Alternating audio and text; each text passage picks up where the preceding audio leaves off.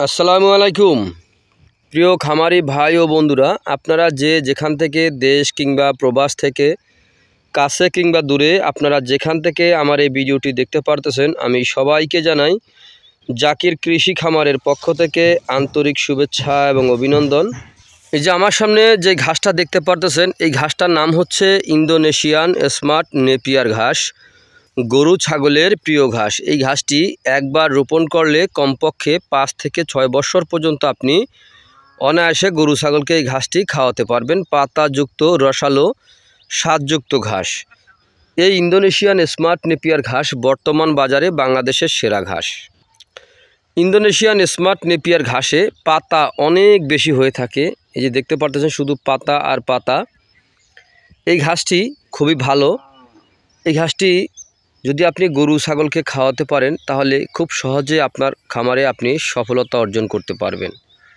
এর কারণ হচ্ছে এই ঘাসে ভিটামিন ও প্রোটিন রয়েছে। ভিটামিনের মাত্রা রয়েছে 30%, প্রোটিন রয়েছে 25%। এ কারণে এই ঘাস খাওয়ালে দানাদার খাদ্যের চাহিদা কমে যায় অথবা দুধ ও মাংস উভয় বৃদ্ধি হয়ে থাকে।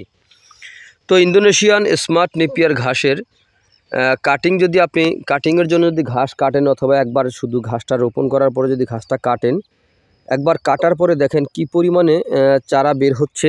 তো আমি আপনাদেরকে দেখাচ্ছি যেগুলো আগে কাটা হয়েছে। এই যে এইগুলা কিন্তু আগে কাটা হয়েছে আর এগুলা কিন্তু পরে কাটা হয়েছে। দেখেন এখন কিন্তু কনকনে শীত, প্রচুর পরিমাণে শীত চলতেছে।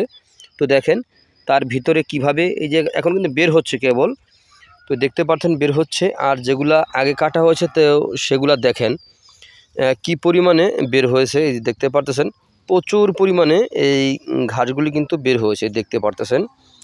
তো আপনারা যদি এইরকম ইন্দোনেশিয়ান স্মার্ট নেপিয়ার ঘাস যদি আপনার গবাদি পশুকে খাওয়াতে চান তাহলে জমি চাষ করে পরিপক্ক কাটিং সংগ্রহ করবেন, তারপরে আপনার গবাদি পশুকে এই ঘাসটি খাওয়াতে পারবেন।